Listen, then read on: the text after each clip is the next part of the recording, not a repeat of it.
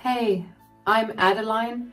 I'm 31 years old and I'm a mother to a 2-year-old boy who is the light of my life. Today, I want to tell you about something that was very scary that happened to my family when my son was just a little under a year old at the hands of my mother-in-law. But before I get into that, I need to tell you about my relationship. I met my husband Freddie at a mutual friend's engagement party. We had been sitting at the same table, and so we got to talking. We quickly realized that we had a lot in common and exchanged phone numbers. We got to talking after that, and that led to us going out on a few dates before finally becoming an official couple. Freddie truly was the man of my dreams. He was kind, caring, and very funny. We shared a lot of the same ideals and values, so I really did hit the jackpot with him. He was perfect, except maybe one thing. Freddie was relatively close with his family, which consisted of just his mother and his older sister. Now, after a year of dating, he decided to introduce me to his mom and sister. While his sister, Jody, absolutely adored me, his mother, Emilia, hated me.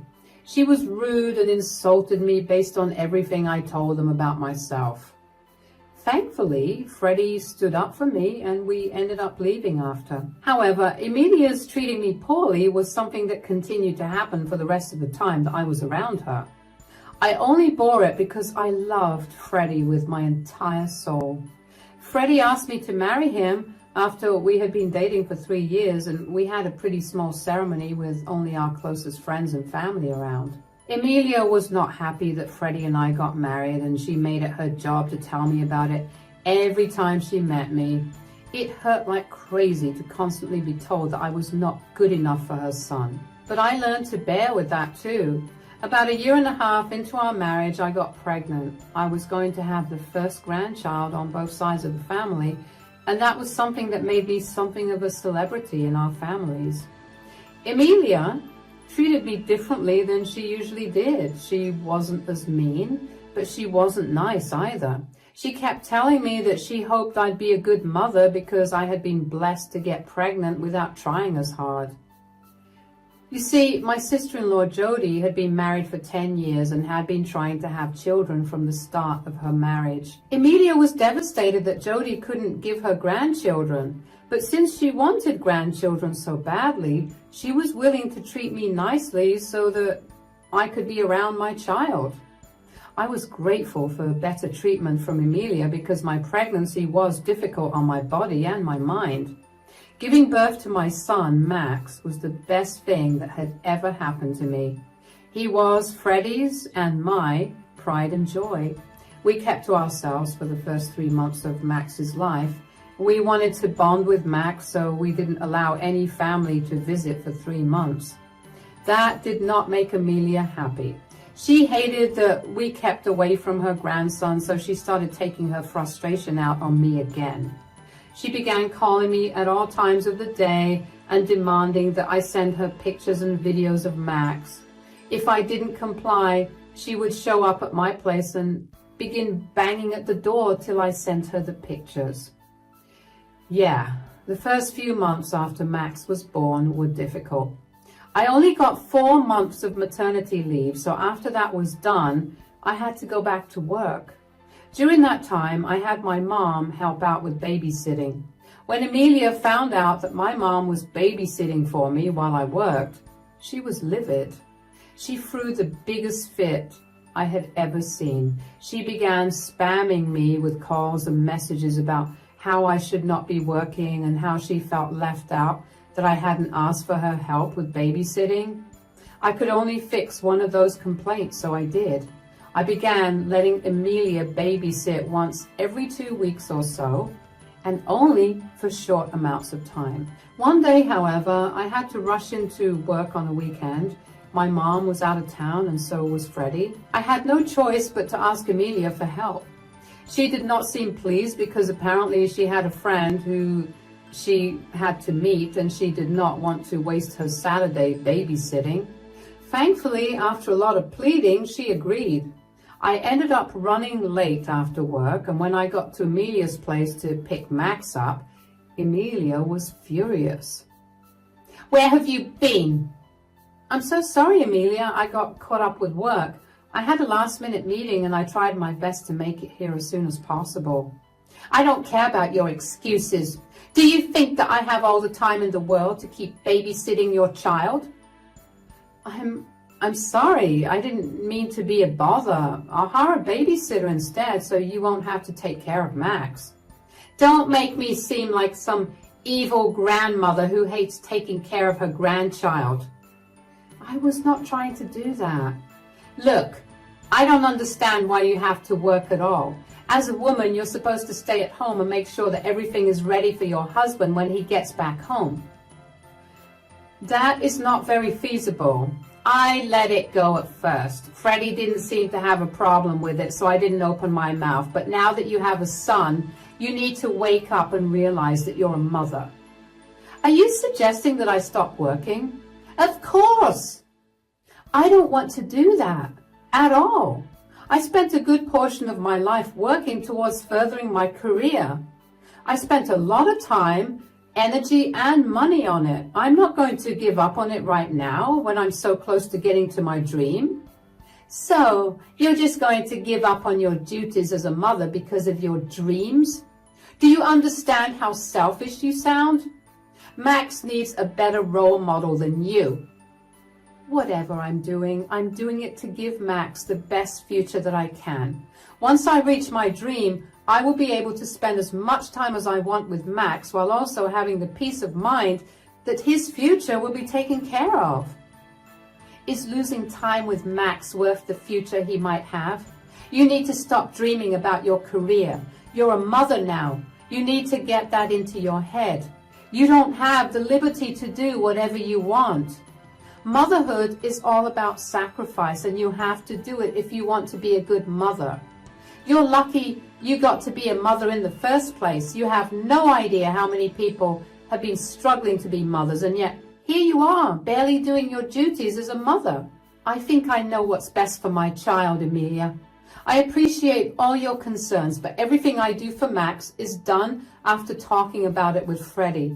So if you disagree with something I'm doing, you're also disagreeing with Freddie. Men don't know anything about raising a child. You need to take control of things as a mother. And believe me, if you keep talking about your dream nonsense and don't give up on your work, I will give Max to Jody. She's been longing for a baby for so long, and I know for a fact that she would be a much better mother than you'd ever be."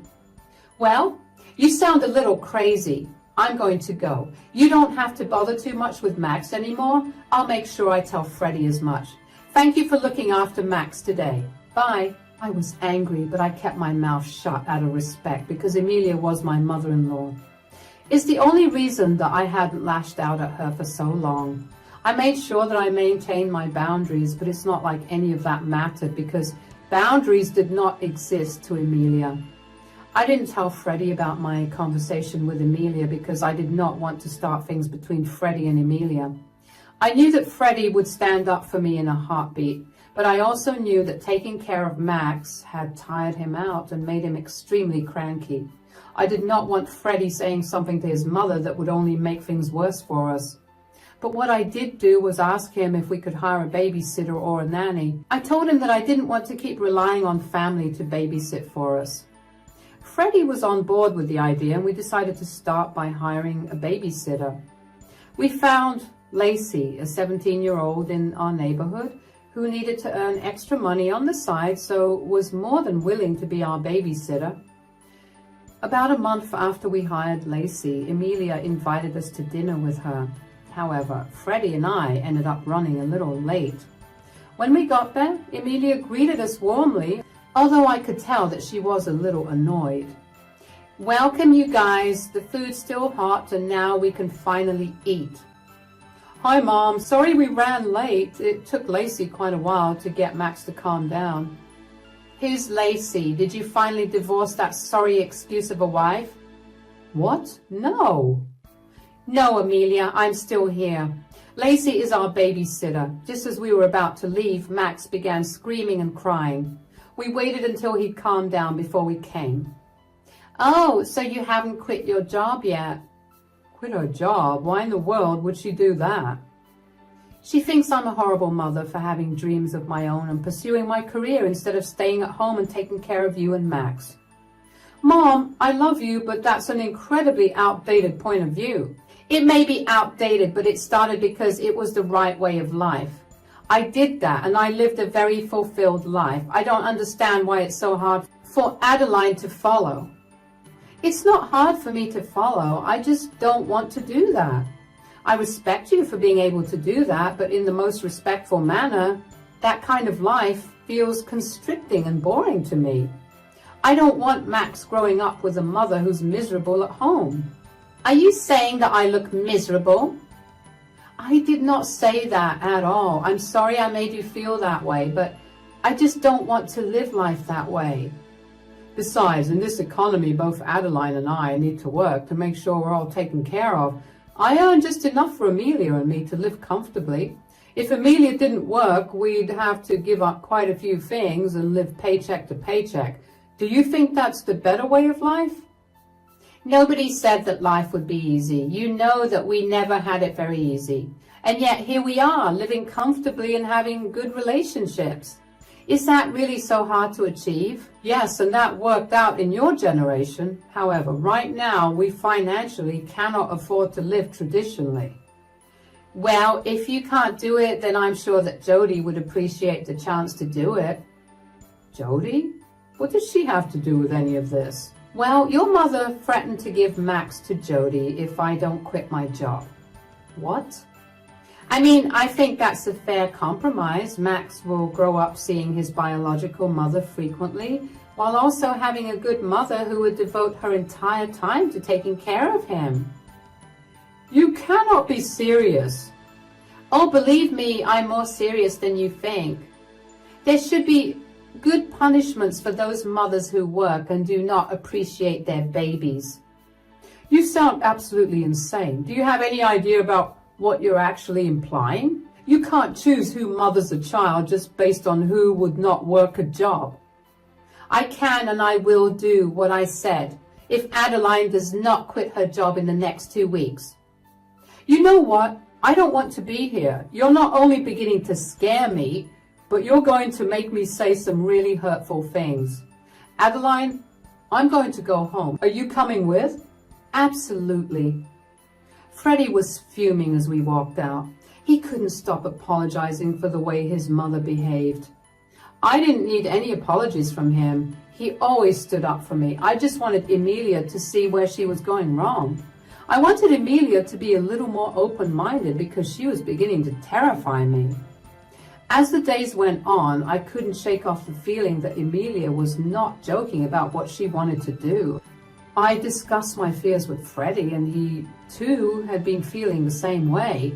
We wanted to take matters into our own hands, so the first thing we did was call Jody, Freddie's sister. We asked her if we could meet up for lunch, and she said yes. Now, Jody and I actually had a great relationship. We became really close after Freddie first introduced us to each other. I knew that there was no way that Jody would be on board with Amelia's plan. Yes, she wanted to have kids of her own, but Jody would never want to take away another mother's child. We got to the restaurant first, and Jody got there 15 minutes after us. She greeted us happily before quickly realizing that we were behaving differently. Hey guys, is everything all right? Yeah, we just needed to talk to you about something. I hope I'm not in trouble for anything. Not really. Okay, you guys are really serious. You're beginning to scare me. Just spit it out already. Your mother has been saying some concerning things recently. We needed to talk to you about it. When is Mom not saying some concerning things? Yeah, I know, but this time it's different. She sounded a little too serious. Oh? What did she say? Well, to give you a little background information, she does not like the fact that I'm a working mother, and she thinks that I do not appreciate Max enough. Huh? Yeah, and she's threatened me twice now to take Max from me and give him to you because she thinks that you'd be a much better mother than me. That's not legal at all. Yeah, we know, but you know how a mom can be more than insane about the things that she truly believes. She feels horrible that you haven't been able to have a child. And apparently child swapping is the best way for you to have a child. You're right. This is beyond insane and actually very concerning. Do you guys really think that she'll try to take Max away from you and give him to me? The thing is, we have no way of knowing. She seemed very serious when she was telling us about it, but I have no idea how she could go about doing that. I know that we're close and that I know you well enough to know that you would not want what Emilia's planning to do, but I just wanted to hear you confirm that for me.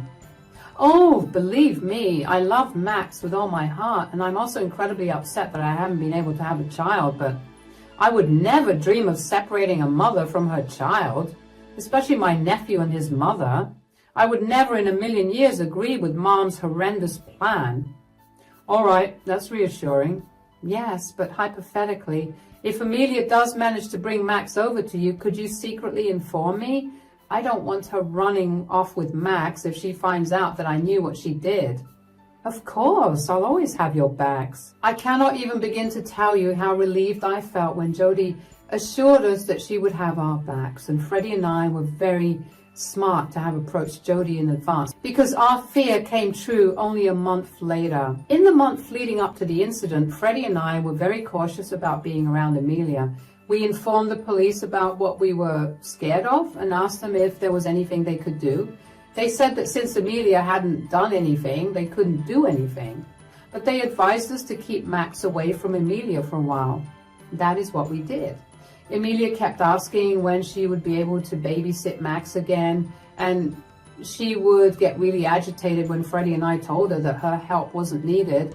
And then one day, she invited us over to lunch once that month. We didn't bring Max along, and I guess she overheard my conversation with Jody where we were talking about work, because Emilia began yelling at me for still working. Once again, Freddie and I ended up leaving the event early. A week later, I got back home from work and found my front door open. I immediately felt my stomach drop. I rushed into the house and called out for Lacey, but I got no response. I walked into the living room and saw Lacey passed out on the couch. I screamed. I genuinely thought that Lacey was dead, but after checking her pulse, I was beyond relieved that she was alive. I looked around the house after that for Max and found him nowhere. I was terrified. I figured that Emilia had been there to steal Max and had drugged Lacey, but I needed proof. I managed to get Lacey awake after a lot of shaking her, but she was still very loopy from the drug that she was given.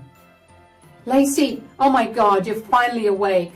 Oh, my head hurts really bad. What happened? That's what I need to know as well. I don't remember much. I just know that I don't feel so good.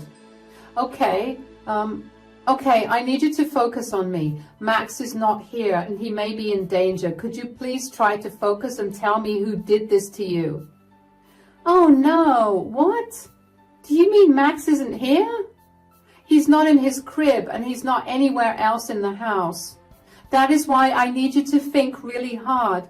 I'll get you to the hospital as soon as possible, but I need to file a report with the police, and every second counts here. Please think as hard as you can. Okay, I remember putting Max down after I fed him, and then, Lacey, you need to stay awake. Focus.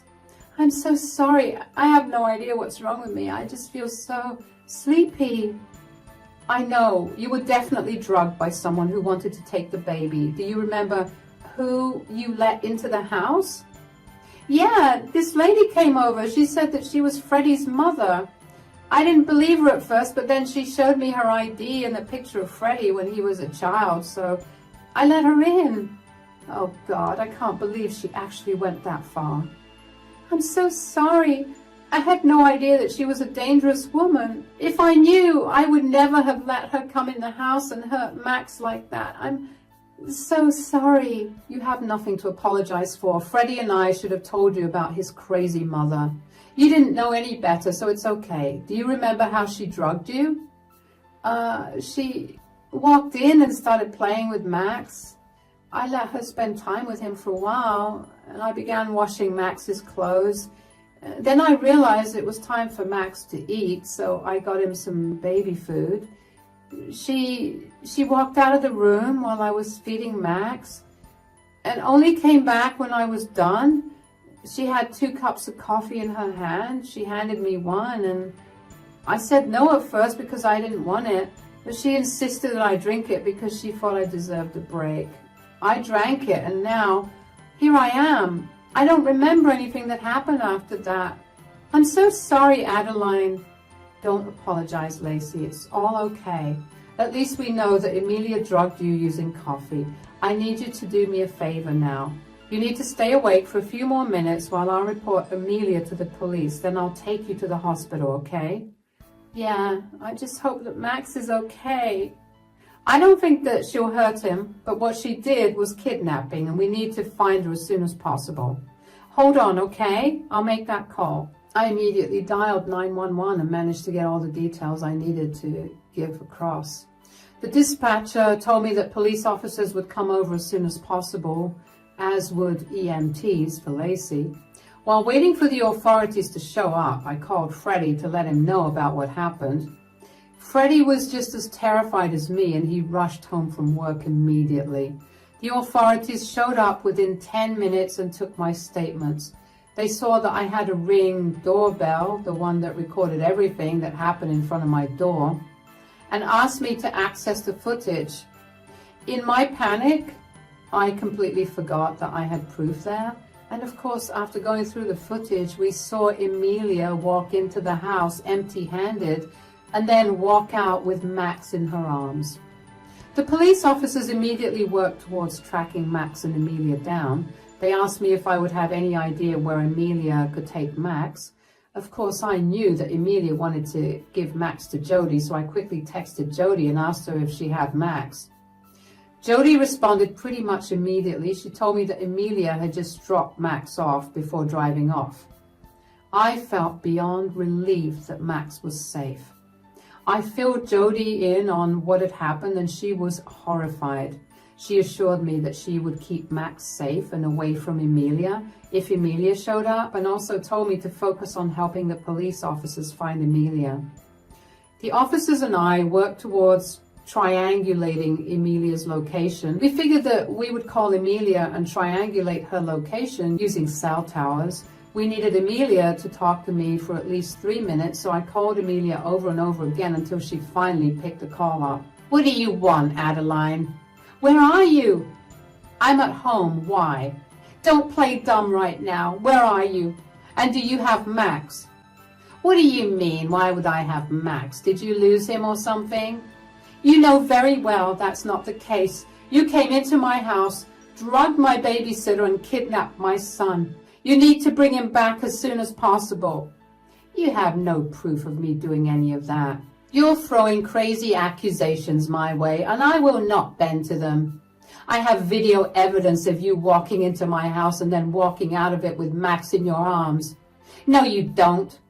My doorbell comes with a camera. I got more than enough proof of you kidnapping my child from my home. It was not kidnapping. Stop calling it that.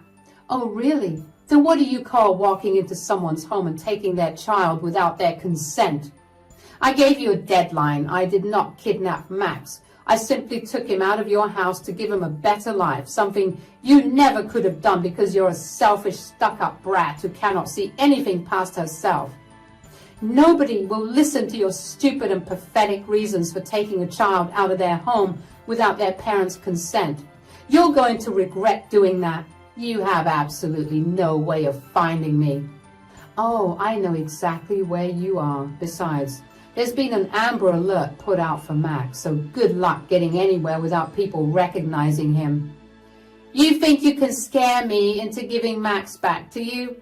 I don't care what you do to me because I know that what I'm doing is the right thing for him. You have no idea what it's like to grow up without a present mother, but I do. So I definitely will not let that happen to my only grandchild. You're insane. Why do you think that I'm trying to ruin Max by working? If anything, you're the one who's going to ruin Max by following your plan. Do you seriously think that Max will be okay when he finds out that his mother is not his mother but his aunt, and his aunt is his mother? Do you think he'll ever forgive you for doing something so horrible to him over such a stupid reason? You haven't even thought your plan out entirely. I know exactly what I'm doing. I don't care if Max will hate me in the future. I just know that I do not want Max growing up with an absent mother. I don't want to talk to you anymore. I have bigger things to focus on. Bye. Emilia hung up on me and I felt my heart pounding. I turned to look at the police officers who assured me that they had triangulated Emilia's location. They hurried to catch her while I paced up and down the house in anxiety. Freddie was no better. He was doing his best to remain calm, and I was glad that he hadn't taken his anger out on Emilia as yet, because I couldn't have him ruining the police's efforts. Of course, there wasn't really an Amber Alert put out, but I just needed to get Emilia to talk a little while longer. It barely took an hour for the police officers to find Emilia. They quickly arrested her, but of course, she did put up quite a fight, apparently. I didn't get to see her until the hearing in court. Emilia's lawyers tried to defend her to the best of their abilities, but I guess she never told them about just how hard she tried to get me to give Max up. I had screenshots of text, videos, and audio recordings of Emilia telling me I was a horrible mother and how she wanted to give Max to Jody. There was not much to defend, so Emilia was sentenced pretty quickly to 5 years in jail. Aside from that, she was also ordered to pay a hefty fine for drugging a minor and was sentenced to 150 hours of community service. Emilia did not hesitate to loudly admit in court after her sentencing how I was a horrible mother and that as soon as she came out of prison, she was going to take Max away from me again. And the next time, she would succeed. I was terrified, if I'm being completely honest, so I quickly got a restraining order against Emilia for our family. The judge granted it without even needing to hear anything more. After Emilia had been put in prison, I felt like I could finally breathe. I couldn't believe how my life had devolved into what it was, but I was honestly just glad that things were going to go back to normal.